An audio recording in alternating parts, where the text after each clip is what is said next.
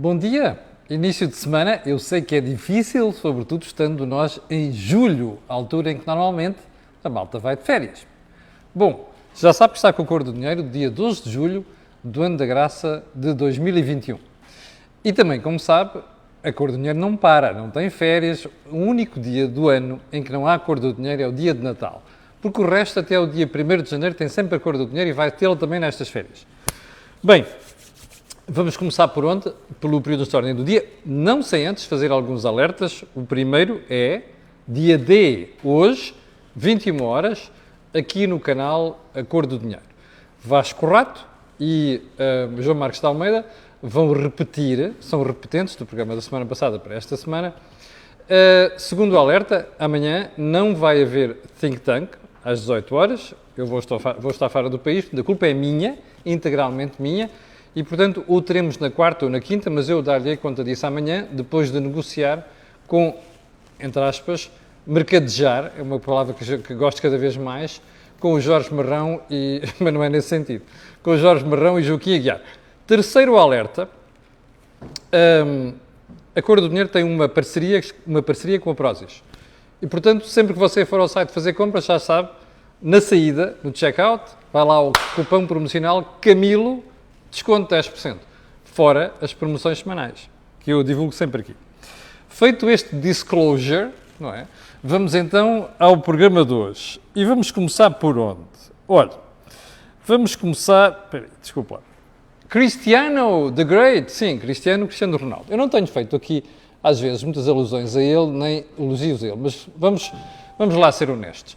Um tipo que aos 36 anos continua no topo da sua forma, um tipo que sacrifica muitas vezes a sua vida pessoal, nomeadamente os prazeres da comida e da bebida, para estar sempre no topo, e um tipo que chega a um campeonato da Europa e aos 36 anos, saindo nos oitavos de final, é o melhor marcador da prova, desculpem, só merece isto. Tomara nós termos, em variedíssimos setores de atividade, mais Cristianos Ronaldo. Podem dizer que é egocêntrico, não sei das quantas, podem dizer o que quiserem. O tipo é uma máquina e o tipo é um exemplo para todos nós. Ponto. Deixem lá as marquises, preocupem-se com esta história. Já agora, aquela história das marquises que eu nunca falei. Nunca vi tanta gente preocupada com outras marquises em Lisboa. Lisboa, como você sabe, está cheia de marquises. E sabe porque é que uma vez perguntaram ao Cisa Vieira porque é que não fazia varandas nas casas que desenhava? Por causa das marquises, lembra-se disso? Portanto, Lisboa está cheia de marquises. Algumas marquises, inclusive, feias e muito mal paridas. E a malta só se preocupava com a marquise do Cristiano Ronaldo. Mas, enfim. Segundo ponto. Desporto. A situação no Benfica. Não é por ser meu clube, mas é por ser uma instituição. Deixe-me só acertar aqui a câmara, que isto não está muito bem hoje. Dois pontos só a realçar muito brevemente. Primeiro, Rui Costa passou a presidente. A tentação nessas situações é, bom, eu herdei, sou o legítimo sucessor, tenho o resto do mandato à minha frente. Não. Eu acho que o Rui Costa tem de perceber, e a direção do Benfica tem de perceber que, se não querem ser contestados a cada passo, devem ir a votos e procurar uma legitimidade eleitoral para a posição que têm neste momento. Portanto, a apreciação que fica aqui, é bom ter havido essa substituição, como já expliquei na semana passada, por uma questão de preservar a integridade da instituição. Agora, é importante que esta direção vá a votos.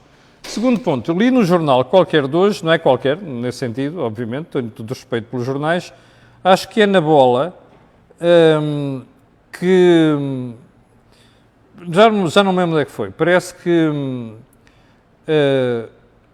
o Luís Filipe Vieira, que deixou de ser presidente, terá ficado melindrado com a forma como houve estas substituições à frente do Benfica. Erro. Se isto é verdade, é erro. Luís Filipe Vieira tem que perceber que as alhadas em que se meteu não são compatíveis com ser presidente do Benfica. Ponto final. E se isto já valia antes deste processo, agora é inevitável. E, portanto, o Luís Filipe Vieira tem que perceber que há uma instituição chamada Benfica e tem que ser preservada. Segundo, Luís Filipe Vieira tem que perceber que o Benfica é um projeto de negócio.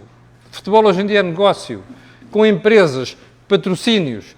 As empresas não podem andar de mão dado com pessoas envolvidas em processos e com as dúvidas que resultam da situação em que o Luís Filipe Vieira se envolveu ele próprio.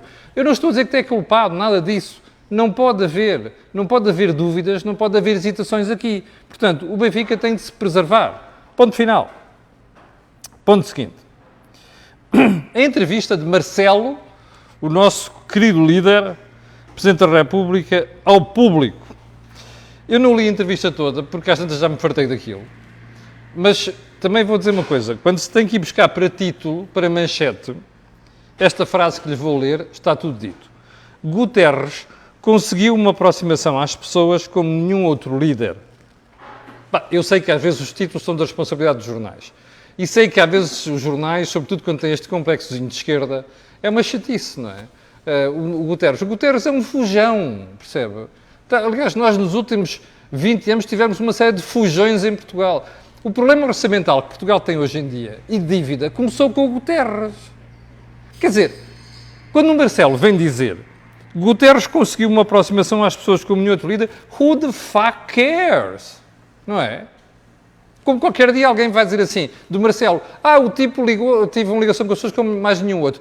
E o pessoal vai dizer, who the fuck cares daqui a 10 anos? Porque o que interessa aqui é o bem de todos. Não é só se é simpático, não é simpático. O que interessa aqui é um Presidente da República olhar para a frente e dizer assim, onde é que nós temos que estar daqui a 10 anos? O que é que eu tenho que fazer como Presidente para ajudar a lá chegar? Ora, este era o papel de Guterres. Guterres herdou a melhor situação do país em 30 anos. Borrou a pintura, percebe? Andou a gastar dinheiro quando não era preciso gastar dinheiro.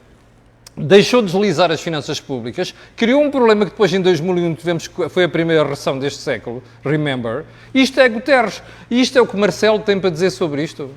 Já agora, isto é o título que se vai buscar para a entrevista de Marcelo? Francamente. Enfim, olha, tem outras coisas interessantes na entrevista, se calhar durante a semana irei falar. Agora, isto é uma vergonha, de facto. Isto para dizer é uma vergonha. Bem, o público ainda deu-nos ontem uma manchete sobre uma sondagem que diz que 43% de portugueses acreditam que a democracia foi afetada pela pandemia. É verdade. É verdade, sobretudo no abuso das situações de emergência, não é? Do estado de emergência. Como você sabe, a Cor de Dinheiro foi desde o início uma opositora disto, porque o Governo usou estas brincadeiras para tomar decisões que não podia tomar. Percebe? E o Governo e o Partido Socialista e a extrema-esquerda tiveram todas as hipóteses nos últimos 13 meses, ou 14 meses, para mudar a lei e permitir situações como as da pandemia. Não é usar o estado de emergência para isso. Portanto, qual é o raciocínio aqui? A culpa é nossa, percebe? A culpa é nossa, a minha, a sua, que não fomos capazes de convencer a sociedade e obrigar os políticos a mudar a lei, percebe? Isto é um fracasso nosso, é bom não esquecer isso. Adiante, a entrevista da doutora Graça Freitas, a diretora-geral da Saúde, a doutora Graça Freitas às vezes podia pensar 2 vezes antes de dizer as coisas. O que eu retirei da entrevista dela foi que a partir de setembro todos vamos poder assumir a nossa vida com o alívio das medidas. A partir de setembro? A doutora Graça Freitas deve viver mesmo aqui neste mundo, seguramente, não é? Ela não deve estar informada daquela informação. Onde é que está? Eu tomei nota disto. Pandemia deixa mais de metade da população sem conseguir pagar despesas ou em risco de não conseguir. Eu acho que a doutora Graça Freitas vive no mundo dela, à parte. Ela não sabe o que é isto, pois não. Mais de metade dos portugueses ou vai deixar ou já tem dificuldades a pagar as suas despesas. E isto acontece porquê? Por causa das medidas que foram tomadas. Não está em causa, ok? Não está em causa. A saúde é uma coisa muito importante. Agora é preciso perceber que há um limite para isto. Esse limite já chegou. Alguém devia explicar isto à doutora Graça Freitas. Bom, também como alguém devia ter explicado outra coisa, muito importante à doutora Graça Freitas. E eu vou-lhe dizer a que é que eu me refiro. Olha, quer ver? Uma certa altura, onde é que isto está, que eu tomei nota desta brincadeira, na entrevista TSF, Diário de Notícias, ela diz assim, o jornalista pergunta, tem dados atualizados de quantas pessoas com vacinação completa adoeceram com Covid-19? E a doutora Graça Freitas diz assim, foram identificados num total de 2,9 milhões de pessoas com esquema vacinal completo e passados 14 dias sobre a segunda dose, um pequeno número de 3.580 que mesmo assim adoeceram. Diga-me lá onde é que está o erro, Dr. Graça Freitas. Isto não é uma questão de comunicação apenas. Sabe a que é que correspondem 3.580 pessoas no conjunto de 2.900.000? 0,12%. Doutora Graça Freitas, vou-lhe dar um conselho a si e à maltinha da DGS e do Ministério da Saúde que não sabem o que é comunicar com os portugueses. Dizer aos portugueses 3.580 não é a mesma coisa que dizer 0,1. Perceberam? Isto quer dizer que a vacina é fucking effective. Perceberam ou não? É assim que se comunica, doutora Graça Freitas. Percebe? Isto é de borla. Eu não cobro nada.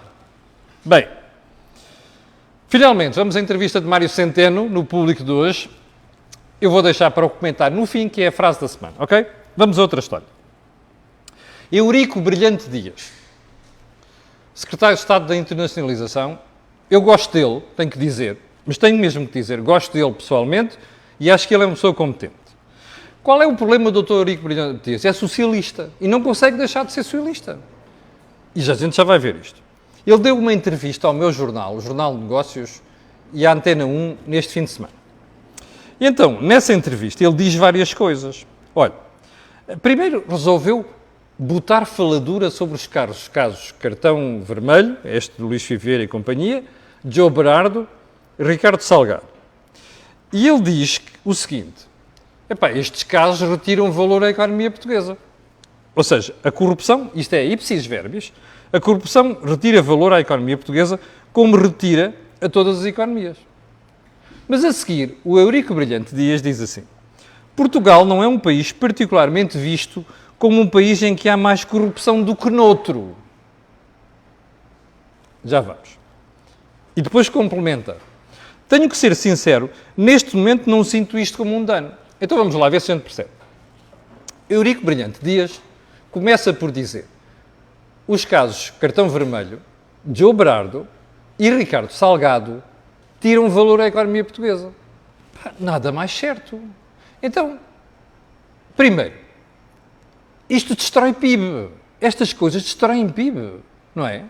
Segundo, isto afeta o valor percebido no exterior da economia portuguesa. Eu sei que o IAICEP e o Governo andam todos os dias a dizer assim, negociamos mais não sei quantos contratos, olha, o investimento é superior ao que era antes da pandemia, não sei quantos. Isso está tudo certo. A questão é outra. Se nós tivéssemos uma imagem diferente e tivéssemos medidas diferentes para coisas como a justiça, ainda não tínhamos mais investimento? Ora, eu não tenho nenhuma dúvida. Portanto, o que o Dr. Brilhante Dias diz não é verdade. Bom, agora vamos à segunda parte. Até porque o Dr. Brilhante Dias sabe que todos os inquéritos que se fazem a investidores estrangeiros, sabe qual é o top 3? Não é só impostos. A esmagadora maioria das vezes, os investidores estrangeiros dizem que o grande problema da economia é a justiça. Ou por suspeitas de corrupção, que depois não são confirmadas em tribunal, ou então porque a justiça demora 10 anos a tomar uma decisão, razão pela qual muitos investimentos estrangeiros ficam logo escritos no contrato. Há um problema, vai para um tribunal arbitral, não pelas vias normais, percebe? Este é o problema da economia portuguesa. Ignorar isto não faz sentido. Mas agora há mais no meio disto tudo. Quando o Dr. Brilhante Dias diz assim, Cartão Vermelho, Joe Berardo, Ricardo Salgado. Só? Então e José Sócrates? O caso Sócrates, não é? Ele está envolvido naquelas embrulhadas todas. Aquilo é indícios de corrupção por todo o lado, não é? Com fotocópias e coisas do género, explicações de cofres da mãe, e depois o dinheiro, e depois os títulos, não sei o quê. Eu até me vou eximir de recordar todas as dúvidas sobre o caso Sócrates. Então, o Dr. Brilhante Dias não se lembrou de falar em José Sócrates? É porquê? Porque José Sócrates é socialista? Ou pior do que isso, porque o atual governo e o governo anterior passaram os últimos 7 anos a tentar tapar o buraco Sócrates. A borrada toda de Sócrates. É por causa disto? Bem, isto não fica bem a um governante. Deliberadamente esquecer isto. Bom, Mas sigamos para bingo. Porque os erros do Dr. Brilhante Dias na entrevista não ficam por aqui. Repare nesta frase. Portugal não é um país particularmente visto como um país em que há mais corrupção do que outro. Primeiro, não sei o que é que faz o advérbio de modo aqui particularmente. Mas mais grave do que isso. Então, espera aí. Há uma série de países. Quer dizer que nós não somos vistos como mais corruptos do que outros? Mas o que é que isso interessa? Ou seja, a grande preocupação do Dr. Eurico Brilhante Dias é saber se, estão aqui uma série de tipos de uma pocilga, mas há ali um porco que é menos porco do que os outros, é isso? Mas o que é isto? Mas que conversa é esta vindo de um governante, percebe? Olha a imagem que o Estado português está a passar. Olha a imagem do Estado. Eu não quero saber se eu estou numa pocilga com outros porcos e eu sou menos porco do que o outro. Eu quero saber se eu estou fora da pocilga. Percebe? Esta é que tem que ser a preocupação do governante. Agora, nós passarmos para o país e para o exterior esta imagem de que somos menos corruptos do que outros, não. Isto não é opção. Percebe? Bom, é um governante a dizer isto. Não é um opinion maker. Não é um tipo de uma empresa. É um governante. Se isto não é grave, eu não sei o que é. E, sinceramente, às vezes fico a pensar que a imprensa passa ao lado destas coisas. Então não é o grave o que o tipo diz? Bem, vamos lá continuar. Eu não queria dizer isto, mas vou dizer, é o título do meu artigo do Jornal de Negócios. O Eurico é brilhante, mas tem dias. É a conclusão que eu tiro. Depois desta entrevista, tem dias em que é brilhante. Bem, ponto seguinte. Portugal continua a ser um país, de facto, visto como um país corrupto, onde a corrupção graça por todo o lado. O último caso, que é a história do Benfica, mais Luís Chiveira, mais a Imosteps, é um bom exemplo disto. Bom, de tudo aquilo que vocês estão a ver, eu já vejo muitas pessoas citadas com é isto, é aquilo e não sei quantos, vai haver prisão preventiva, não vai haver prisão preventiva, está em casa, não tem pulseira, mas tem que pagar 3 milhões de euros. 3 milhões de euros. Bom, eu já disse que não vale a pena nós condenarmos as pessoas na praça pública, mas há coisas que ficam no meio disto, ficam no ar. Aquela história da operação Imosteps, que era a empresa imobiliária de Luís Chico Vieira, isto não é novidade, repito, é só ir ouvir as audições na Comissão Parlamentar de Inquérito. Repare uma coisa, Novo Banco, onde está a empresa, é vendida a um fundo americano por 5 milhões, ok? Depois esse fundo revende a José António dos Santos por 8 milhões e depois Luís Filipe Vieira compra a seguir por 9 milhões. Pá, diga-me uma coisa, você não acha isto não... Il mio naso, o meu nariz, que é muito sensível a cheiros, a primeira coisa que diz é espera aí, pá, mas há uma perda no meio disto tudo, não há? Onde é que esta perda foi parar? Ao Fundo de Resolução. Quem é o Fundo de Resolução? É você e sou eu. Isto tem meses, percebe? A história é conhecida, não se fez nada. Foi preciso agora o Ministério Público ir levar isto a problema. Está a perceber porque é que nós temos um problema em Portugal? Nós somos complacentes, percebe? E depois o Eurico vem dizer, não, aqui está uma choldra, há uma série de porcos de uma pocilga, todos estão borrados. Não, mas nós somos menos borrados que os outros, não. Não pode ser assim. Nós temos de estar fora da pocilga, percebe? A sensação que isto dá, já agora como já percebeu, há aqui dúvidas sobre o Dr. Vítor Fernandes. Eu conheço pessoalmente, contra quem não tenho nada, mas cujas dúvidas são cada vez maiores neste processo.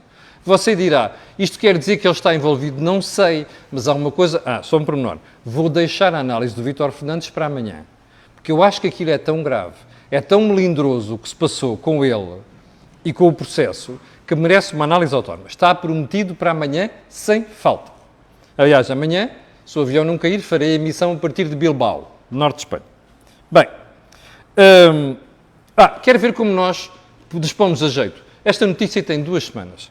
Houve uma magistrada, ouça bem, não é uma técnica de direito, não é um professor de direito, não é um advogado. Houve uma magistrada que foi requisitada para o gabinete da senhora Ministra da Justiça. Sabe o que é que aconteceu? Essa magistrada agora voltou ao Ministério Público. Diga-me uma coisa.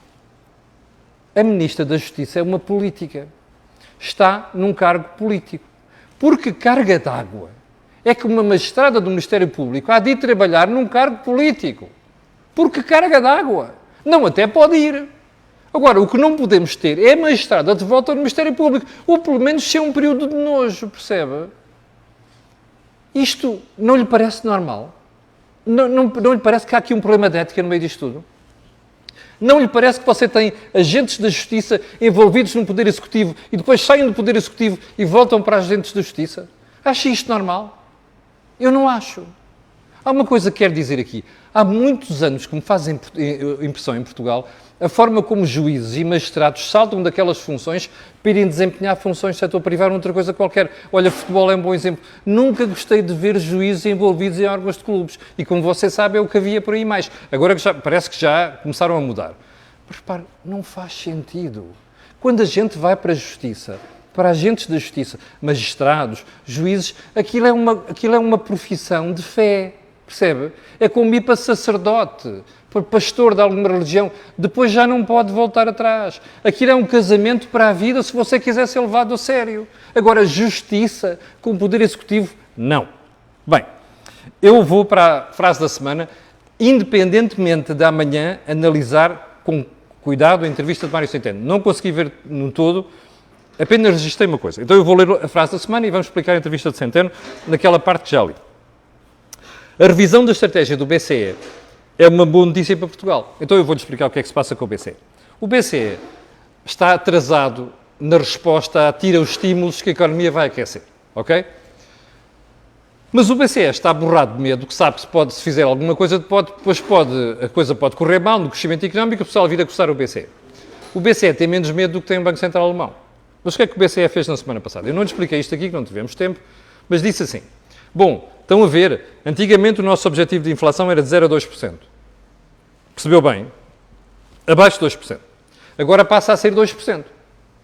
E diz assim o pessoal, isto dá margem porque a inflação sube acima de 2%.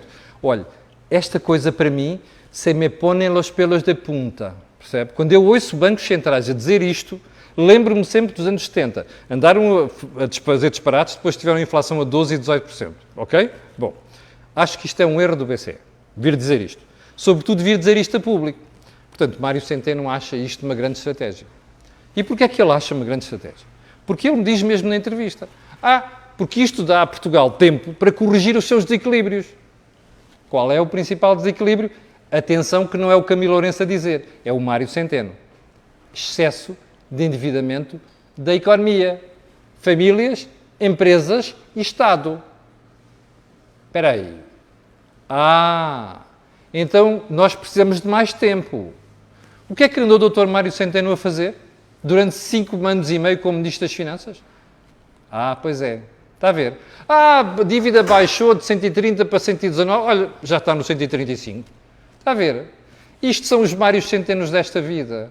Isto são os dirigentes que você tem em Portugal. Está a perceber? Eu vou-lhe dizer uma coisa. Esta estratégia do BCE, para mim, é um erro. Percebe? É um erro. Porque dá a países que não deviam ter mais tempo agora, tempo para corrigir os seus problemas. E eu vou apostar uma coisa consigo. Daqui a 5 anos, isto mudou pouco. Porquê? Porque estão a ser complacentes com Portugal. E já agora vou fazer uma pergunta. O Mário Centeno também acha que a subida dos juros dos últimos meses é boa notícia para Portugal? Acha? Está a ver? Sabe qual é a conclusão que eu tiro disto? Ele é capaz de dizer uma coisa e é capaz de dizer outra completamente diferente. Com a mesma cara de anjinho, percebe? E com a mesma incompetência, porque isto é incompetência. Dizer isto é incompetência, percebe? Ou seja, você diz assim, juros baixos é bom para nós. Os juros vão subir, também é bom para nós. E você diz assim, onde é que está o palhacinho no meio disto tudo? Percebe? Diga você. Bom, chegamos ao final do programa de hoje. Quero agradecer a sua paciência. Quero pedir às 7.000 pessoas que estavam em direto há bocadinho, aqui, aliás, mais 7.000 pessoas, aquilo que peço sempre, que é colocarem um gosto e fazer partida nas redes sociais e também já percebeu porquê. Aquilo que houve aqui, não houve mais sítio nenhum. Obrigado, com licença, e até amanhã às 8.